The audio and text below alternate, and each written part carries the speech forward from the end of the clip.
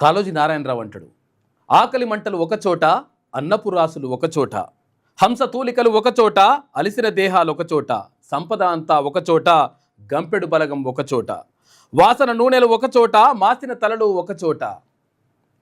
ఏది? ఆకలి మంటలు ఒకచోట, అన్నపు రాసులు ఒకచోట.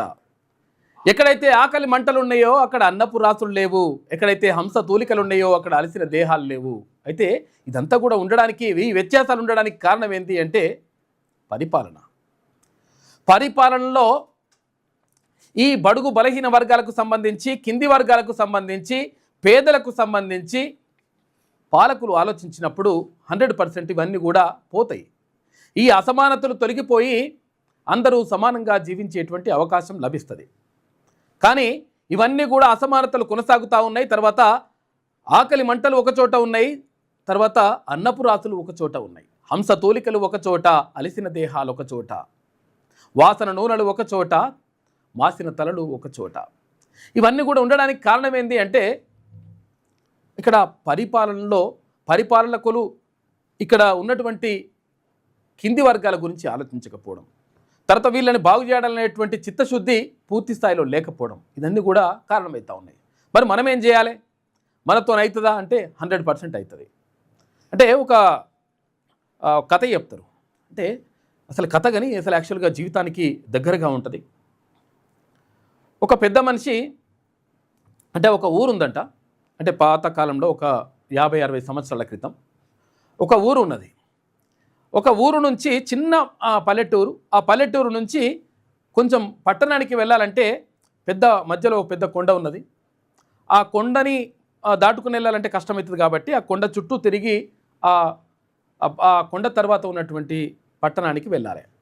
వీళ్ళకి ఏ వైద్యం కావాలన్నా, ఏ జనరల్ స్టోర్లో సామాను కావాలన్నా, లేకపోతే ఏది కావాలన్నా కానీ ఆ కొండ చుట్టూ తిరిగి అక్కడికి వెళ్ళాల్సి ఉంటుంది. అయితే ఇక్కడ కొండ చుట్టూ తిరగడానికి ఒక 15 కిలోమీటర్లు పడుతుంది.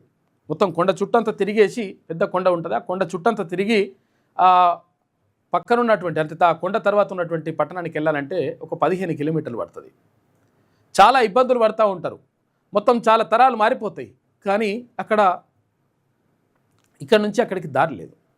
దీంతో ఏమైందంటే అసలు యాక్చువల్గా ఒక పెద్ద మనిషి, ఒక 80 సంవత్సరాల పెద్ద మనిషి, ముసలాయన అన్నాడంట, ఊరోళ్ళకి చెప్పిండట, అరే ఈ కొండని తొలిస్తే, ఇది కొండ ఎంత ఉంటుంది, ఒక 200 మీటర్లో ఏమో ఉంటుంది, ఇట్లా ఆ కొండను తొలిస్తే ఈ ఊరు నుంచి ఆ ఊరికి మనము ఈజీగా వెళ్ళిపోవచ్చు, 5 నిమిషాలు వెళ్ళొచ్చు, 5 నిమిషాలు రావచ్చు, ఈ 15 కిలోమీటర్లు తిరగాల్సిన అవసరం ఉండదు అంటే అందరు నవ్విరంట.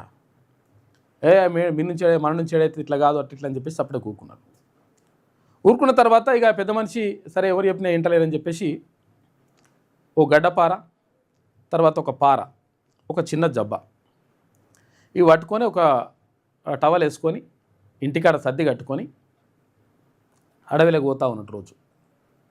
ఒకరోజు పోయిండు, 2 రోజులు పోయిండు, 3 రోజులు పోయిండు, 4 రోజులు పోయిండు, ఇట్లా వెళ్తూ ఉన్నాడు. ఇంటికాడ నుంచి వెళ్తున్నాడు, పోతున్నాడు, సాయంత్రానికి మళ్ళీ ఇంటికి వస్తున్నాడు. ఇట్లా ఒక 2 ఏళ్ళు అయింది. 80 సంవత్సరాలు ఉన్న పెద్ద మనిషి 82 సంవత్సరాలు ఉన్న 2 ఏళ్ళు అయింది. 2 ఏళ్ళు అయింది. పోతున్నాడు, పొద్దున పోతాడు, పొద్దున ఇక సర్ది కట్టుకుంటాడు, ఒకటి గడ్డపార, తర్వాత పార ఇది పట్టుకొని బయలుదేరుతాడు. బయలుదేరిన తర్వాత అడవిలోకి పోతాడు. అడవిలోకి పోయి మళ్ళీ సాయంత్రానికి మళ్ళీ ఇంటికి వస్తాడు. అయితే ఈ అడవిలోకి పోతున్నటువంటి ఈ పెద్ద మనిషి ఒకరోజు ఇంటికి రాలేదు. సాయంత్రం అయింది, రాత్రి అయింది, ఇంటికి రాలేదు. ఇంటికి రాకపోతే ఆ కుటుంబ సభ్యులు మొత్తం కూడా ఆందోళన వ్యక్తం చేశారు. అయ్యో ఏమైంది అసలు, ఆ పెద్ద మనిషి అడవిలోకి ఎటు పోతుండో తెలియదు, రోజు అడవిలోకి పోతున్నాడు వస్తున్నాడు కానీ ఎటు పోతుండో తెలియదు, పోయిన పెద్ద మనిషి మళ్ళీ రాకపోయా అని చెప్పేసి వీళ్ళు చుట్టుపక్కల వాళ్ళందరికీ చెప్తారు. ఊరోళ్ళందరికీ చెప్తే ఊరోళ్ళందరూ కూడా అయ్యో అట్లా అయిపోయింది, ఆ పెద్ద మనిషి అడవిలోకి ఏడిపోతుండో ఏం కథ అనేది తెలియదు వీళ్ళందరికీ. అయితే మొత్తం అందరూ కూడా దివిటీలు పట్టుకుంటారు. దివిటీలు పట్టుకొని పోతారు, అడవిలోకి పోతారు. పోతే ఒక చిన్న బాట లెక్క కనిపిస్తుంది, ఆ బాట నుంచి మెల్లగా పోతారు. పోయిన తర్వాత లోపలికి పోయి చూస్తే ఆ కొండ ఉంటుంది. ఆ కొండ దగ్గరికి మొత్తం అంతా వెతుకుతూ ఉంటే ఆ కొండ దగ్గర ఒక చిన్న గుహలాగా కనిపిస్తుంది. గుహలాగా కనిపిస్తుంది ఏందో అని చెప్పేసి ఆ దివిటీలు పట్టుకొని పోయి చూస్తారు. చూసేసరికి లోపల పెద్ద మనిషి చనిపోయి ఉంటాడు. చనిపోయి తర్వాత అక్కడ గడపార పార తర్వాత ఏది జబ్బా అవన్నీ కూడా ఉంటాయి పక్కకు. చూసేసరికి ఊరోళ్ళందరూ కూడా ఆశ్చర్యపోతారు. అప్పటికే 25% కొండను ఒక్కడే పెద్ద మనిషి ఈ 2 సంవత్సరాలు కష్టపడి 25% కొండను తవ్వేసిండు. ఇంకా జస్ట్ ఇంకో 75% కంప్లీట్ చేసేస్తే ఇక్కడి నుంచి అక్కడికి రోడ్ అయిపోతుంది. లేకపోతే మొత్తం చుట్టూ తిరగాలంటే 15 కిలోమీటర్లు పడుతుంది. దాంతో ఆ పెద్ద మనిషిని తీసుకొస్తారు, అంత్యక్రియలు చేస్తారు. అంత్యక్రియలు చేసిన తర్వాత అందరు కలిసి మాట్లాడుకుంటారు. అరే 80 సంవత్సరాల ముసలోడు, 80 సంవత్సరాల పెద్ద మనిషి ఆ కొండను 25% కొండను ఖతం చేసిండు, కంప్లీట్ చేసేసిండు, తవ్వేసిండు. మన ఊరోళ్ళందరం కలిస్తే ఈ శ్రమదానమో ఏ దానమో ఒకటి ఊరోళ్ళందరం కలిస్తే ఆ కొండ ఉంటుందా అని చెప్పేసి అప్పుడు ఊరోళ్ళందరూ సమాయత్తమై అందరు కూడా జబ్బలు, తర్వాత పారలు, గడపారలు ఇవన్నీ కూడా పట్టుకొని పోయి రోజు పోతున్నారు, తవ్వేసిండ్రు. 15 రోజులలో కొండ మొత్తం కంప్లీట్ అయిపోయింది. ఇక్కడ నుంచి అక్కడికి మంచి సొరంగం ఏర్పడ్డది. ఇక్కడ నుంచి అక్కడికి ఆ పట్టణం ఉంటుంది కదా, ఆ పట్టణానికి పోతుందికి 5 నిమిషాలు కూడా పట్టదు. జస్ట్ ఇట్లా 1/2 కిలోమీటర్ దూరం ఇట్లా పోతున్నారు, వచ్చేస్తున్నారు. అంటే ఎప్పుడైనా కానీ ఒక పని మన నుంచి అవుతుందా, లేకపోతే మార్పు మన నుంచి సాధ్యమవుతుందా, లేకపోతే కేసీఆర్ని కొట్టుడు అసలు ఇక ఇట్లా అవుతుందా, అట్లుండేనమాట చర్చ జరుగుతుంది. అయితే అవుతుంది 100%.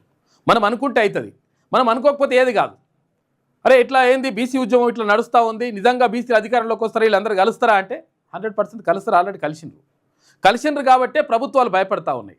కలిసిండ్రు కాబట్టే మొత్తం కూడా మార్పు సాధ్యమవుతా ఉన్నది. కలిసిండ్రు కాబట్టే మొత్తం పదవులు అనేటువంటివి ఈ కింది వర్గాలకు వస్తూ ఉన్నాయి. అంటే ప్రత్యేకంగా వీళ్ళ గురించి ఎందుకు చర్చ జరుగుతూ ఉంది, ప్రత్యేకంగా వీళ్ళ గురించి ఇవన్నీ ఎందుకు జరుగుతూ ఉన్నాయి అంటే డెఫినెట్గా మనం అనుకుంటే, దాన్ని సాధ్యం చేయాలనుకుంటే, ప్రయత్నం చేస్తే 100% సక్సెస్ అవుతాం. కాబట్టి ఇక్కడ అలిసిన దేహాలు ఒక చోట ఉంటే, అంశతూలికలు ఒక చోట ఉంటే ఏం లాభం? ఆకలి మంటలు ఒక చోట, అన్నపు రాసులు ఒక చోట. అన్నపు రాసులు ఉన్నాయి కానీ ఆకలి మంటలు ఒక దగ్గర ఉన్నాయి, అన్నపు రాసులు ఒక దగ్గర ఉన్నాయి. మరి పరిస్థితి ఎట్లా మారాలంటే ఏం కావాలి? మనలో మార్పు రావాలి. మనలో మార్పు వస్తే, అరే మనోనికి మనం ఓటేసుకున్నప్పుడు, మనోని మనం సీట్లో కూర్చోబెట్టినప్పుడు, మనోని మనం గెలిపించుకున్నప్పుడు, మనోనికి మనం గురించి ఆలోచించినప్పుడు 100% అక్కడ చట్టసభలలో మనోడు ఉంటాడు. ఆటోమేటిక్గా నీ వర్గాల గురించి, ఏ వర్గాలైతే అణచివేదకు గురవుతున్నాయో ఆ వర్గాల నుంచి అతను పంపిస్తే చట్టసభలకు పోతే మాట్లాడతాడు. మాట్లాడకపోతే గల్లబట్టి గుంజుక రావచ్చు మనం. అటువంటి పరిస్థితి ఉంటుంది. కాబట్టి మార్పు రావాల్సింది ప్రజలలో. కాబట్టి అందుకే చాలా రోజులుగా అంటే అసలు యాక్చువల్గా తెలంగాణ రాష్ట్రంలో కానీ, ఉమ్మడి ఆంధ్రప్రదేశ్ రాష్ట్రంలో కానీ బీసీలకు సంబంధించి ఒక పార్టీ లేదు, తర్వాత మనం లేదు, మసాలా లేదు అనేటువంటి ఒక చర్చ జరిగిండే. కాబట్టి తీర్మాన్ మల్లన్న ప్రత్యేకంగా దీనికోసమే ఒక కార్యాచరణ రూపొందించి, అరే ఎందుకు అట్లా అన్యాయం జరుగుతూ ఉంది, ఎందుకు మరి వీళ్ళు అంటే మన వాళ్ళు చట్టసభల్లోకి వెళ్ళలేకపోతున్నారు కారణం ఏంటి అంటే, అక్కడ సీట్లు ఇచ్చే కాడ ఎవరున్నారు? ఏ పార్టీలో చూసుకున్నా కానీ, పెద్ద పెద్ద పార్టీలు అనుకుంటున్న జాతీయ పార్టీ కానీ, రాష్ట్ర పార్టీలు కానీ, పార్టీలు ఎవరి చేతిలో ఉన్నాయి, ఎవరు సీట్లు ఇస్తూ ఉన్నారు, ఎవరికి ఇస్తూ ఉన్నారు, ఇవన్నీ కూడా లెక్కలు అంచనా వేసుకోవాల్సిన అవసరం వచ్చింది. దీంతో అరే సీట్లు ఇచ్చకాడ వాళ్ళు ఉన్నప్పుడు తర్వాత మనోళ్ళకి ఎట్లు ఇస్తారు సీట్లు? కాబట్టి మనోళ్ళకి సీట్లు ఇచ్చుకునేటువంటి ఏర్పాట్లు చేసుకోవాలి, బీఫామ్లు ఇచ్చేటువంటి పరిస్థితులు ఉండాలని చెప్పేసి, తర్వాత మార్పు ఇక్కడి నుంచి సాధ్యం కావాలని చెప్పేసి తెలంగాణ రాజ్యాధికార పార్టీని స్థాపించిండు తీర్మాన్ మల్లన్న. అంటే దాని ద్వారా మార్పు తీసుకురావాలని చెప్పేసి భావించండి. అంటే చాలామంది అనుకుంటారు అసలు యాక్చువల్గా అరే ఇక్కడ సాధ్యమవుతుందా, ఒకరే కొట్లాడుతున్నారు, తర్వాత కొంతమంది సరే మొత్తం మీద నిజంగా చెప్పాలంటే బీసీలందరూ కూడా ఒకటైనరు, అన్ని సంఘాలు కూడా ఒకటిగా నడుస్తూ ఉన్నాయి, తర్వాత 100% మార్పు తీసుకురావాలనేటువంటి లక్ష్యంతో ముందుకు వెళ్తూ ఉన్నాయి. కాబట్టి ఈ మార్పు సాధ్యం కావాలంటే 100% ఆ 80 సంవత్సరాల ముసలాయన ఆ కొండని 25% తవ్వగలిగిండు. అందరు అనుకుంటే పెద్ద విషయమే కాదు. 2.5 కోట్ల మంది బీసీలు ఉన్నారు, ఎస్సీ ఎస్టీ మైనార్టీ సోదరులందరూ కూడా కలిసి వస్తూ ఉన్నారు. కాబట్టి ఆటోమేటిక్గా మార్పు సాధ్యమవుతుంది. కాబట్టి అటువంటి దిశగా ఆలోచన చేస్తే బాగుంటుంది. అందుకనే తీర్మాన్ మల్లన్న ఈ తెలంగాణ రాజ్యాధికార పార్టీని స్థాపించడం జరిగింది. కాబట్టి ఇందాక చెప్పినట్టుగా దాంట్లో ఎన్రోల్ చేసుకోండి. అధికారులు మీ సమస్యలు పట్టించుకోవట్లేదా? నెలల తరబడి మిమ్మల్ని ఇబ్బంది పెడుతున్నారా? మీ సమస్యకు ఎవరు స్పందించట్లేదా? సమస్య ఏదైనా ఎక్కడి నుంచైనా వెంటనే క్యూన్యూస్ కాల్ చేయండి. మీ తరఫున మేం బాధ్యత తీసుకుంటాం. కాల్ చేయాల్సిన ఫోన్ నెంబర్ 8499019921. పబ్లిక్ వాయిస్, సామాన్యుడి ప్రశ్నాస్త్రం. ప్రతి గురువారం ఉదయం 10 గంటలకు మీ క్యూన్యూస్ హెచ్డీలో నవంబర్ 6 నుంచి ప్రారంభం.